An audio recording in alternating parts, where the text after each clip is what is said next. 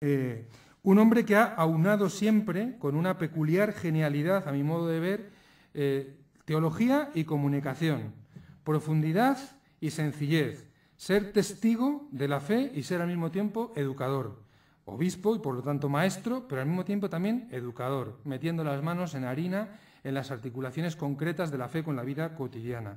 Siempre he tenido la sensación, cuando he leído a don Fernando, cuando le he oído, que de las dos cosas ha habido, gracias a Dios, de que él no estaba separado de su discurso, que es algo que puede parecer obvio, pero no lo es. ¿Cuántas veces parece que el discurso es una cosa y la persona que lo emite es otra? Y sin embargo en él, persona y discurso nunca están separados.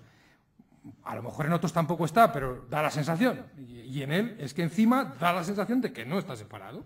Y eso desde el punto de vista de la comunicación, y yo soy gente de comunicación, pues es muy importante. Y en eso consiste el testimonio, no en dar grandes charlas, sino en que la persona se da junto con lo que dice.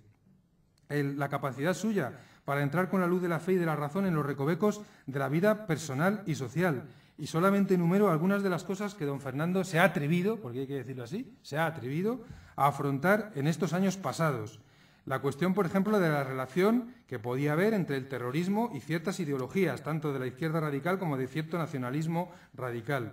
La cuestión del laicismo del partido actualmente gobernante, cuestión que él ha abordado con valentía y que le ha valido en numerosos coscorrones mediáticos y políticos también. La relación entre católicos y política, la situación de debilidad apostólica y cultural de los católicos hoy, que es un tema que, hombre, aquí hay tantos obispos por metro cuadrado que me da apuro decirlo, pero no es un tema que siempre los obispos se atrevan a reconocer, aunque lo piensen. O el diálogo con el pensamiento laico, su deseo de avivarlo y de establecerlo sobre bases realistas, leales, pero nada acomplejadas. Y de ahí ha nacido, por ejemplo, la iniciativa del Foro Cristianismo y Sociedad de esta casa. Una capacidad de tener una mirada global y de síntesis sobre el hombre contemporáneo, la cultura ambiental, la Iglesia. Yo todavía me acuerdo de aquella ponencia de apertura del Congreso de Evangelización, que fue una cosa que yo recuerdo los que estábamos allí siguiéndolo, pues que era impresionante. O sea, realmente era un juicio de fondo y un marco de referencia para decir por dónde tenía que caminar nuestra Iglesia. También le digo que yo estuve en el asunto de cómo luego se hicieron las conclusiones del Congreso y enseguida tuve la impresión de que ya se habían separado de lo que usted había dicho, esas conclusiones. Pero bueno, en cualquier caso, don Fernando se atreve, y se atreve con peso y con experiencia. Eso no significa que siempre haya que estar de acuerdo con él. Y seguro que no todo el mundo está, y además para eso se hace este libro, porque para estar todos de acuerdo, pues ya tenemos el credo de Nicea, y eso, y ya está. Y no haría falta un libro como este. Este libro está también para debatir y discrepar, evidentemente. Y termino diciendo que en un momento en el que muchas veces entre nosotros, y yo lo entiendo humanamente, a mí también me pasa, sentimos pues la tentación de encastillarnos, de volver a los cuarteles de invierno o de establecer la trinchera simplemente para pelear contra el laicismo ambiental o contra la increencia, o cuando nos dejamos llevar por el lamento y por la queja. Él dijo en una de esas cartas que decía José Miguel, esas cartas desde la fe, que esta era la hora de la humildad, de la paciencia y de la esperanza, porque el problema de este alejamiento de la fe en nuestra sociedad no podíamos caer en la tentación de pensar que depende simplemente de una determinada política, aunque sea muy influyente, muy poderosa e incluso muy hostil, sino que es un mal mucho más profundo que nace en el corazón de las personas. Y ese es el desafío monumental que esta cultura nos está lanzando. Por tanto, una hora no para la resistencia, no para la violencia, tampoco para la asimilación o para el acomplejamiento, sino para la humildad, la paciencia y la esperanza. Hasta ahí lo que yo quería decir de don Fernando Sebastián.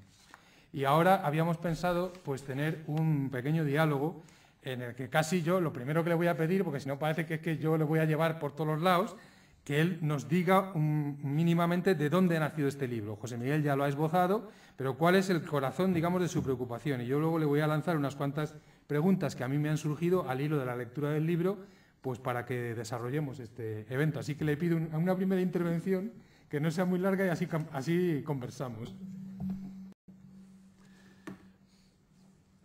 Desde el punto de vista cronológico ya está explicado cómo nació el libro, ¿no?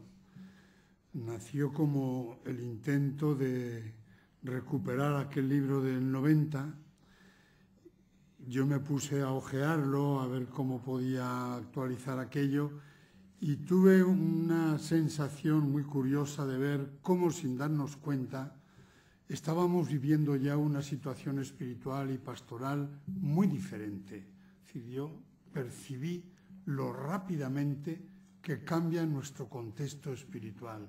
Del año 90 al año 2007, realmente mi libro ya no valía, no respondía a lo que ambientalmente tenía la Iglesia que diagnosticar y a lo que tenía que responder. Ni respondía a la situación cultural espiritual de la sociedad, ni respondía tampoco el grado de reflexión y de explicitud de los temas que se había ido adquiriendo en la Iglesia. Total, que en la paz de mi retiro de Málaga, pues me lié la manta a la cabeza y me puse a escribir un libro totalmente nuevo, porque lo único que hago es utilizar algunas autoridades y algunos datos, algunas cosas, pero la redacción es toda completamente nueva. ¿A qué responde eso? Bueno, responde, como es natural, a la angustia o a la preocupación de ver cómo estamos viviendo en un mundo que cada vez se consolida más o pretende consolidarse más al margen de Dios, al margen de Jesucristo, porque lo de menos es que se consolide al margen de la Iglesia, es que se consolida al margen de Dios. Y por lo tanto lleva dentro los gérmenes de su propia destrucción y de mucho sufrimiento.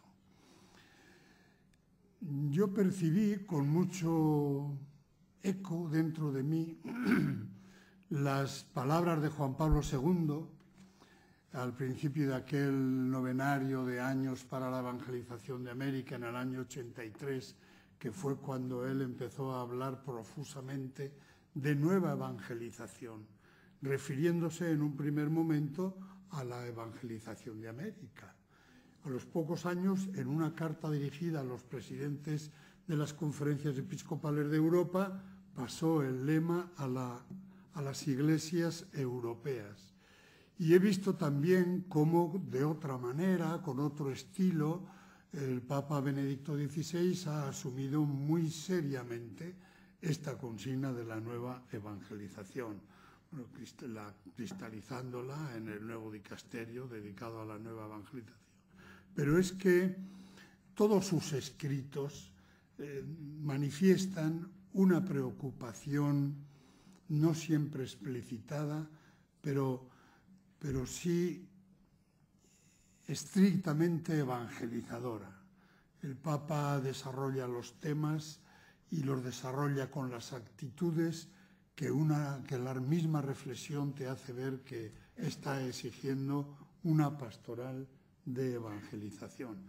Las claves del libro, pues viendo el esquema se ve claramente el proceso del pensamiento. Yo recojo primero el origen del eslogan Nueva Evangelización y me pregunto, ¿por qué ahora evangelizar? Sobre todo con una gran sorpresa en el caso de España. ¿Cómo es posible que España, que hace 50 años era poco menos, se decía, la reserva del catolicismo, ¿no?, y hoy sea, pues, literalmente un país de misión? Un país que escandaliza en Europa por muchas cosas. Y si uno ve estadísticamente las variaciones que han ido sufriendo los diversos índices de adhesión de la gente a las prácticas sacramentales, al mensaje de la Iglesia, a temas más profundos como por ejemplo la inmortalidad del alma, la salvación o la condenación eterna, la providencia de Dios en nuestras vidas, bueno, el alejamiento de la gente que vive en la cultura dominante de estos temas es muy grande. Yo tengo la sensación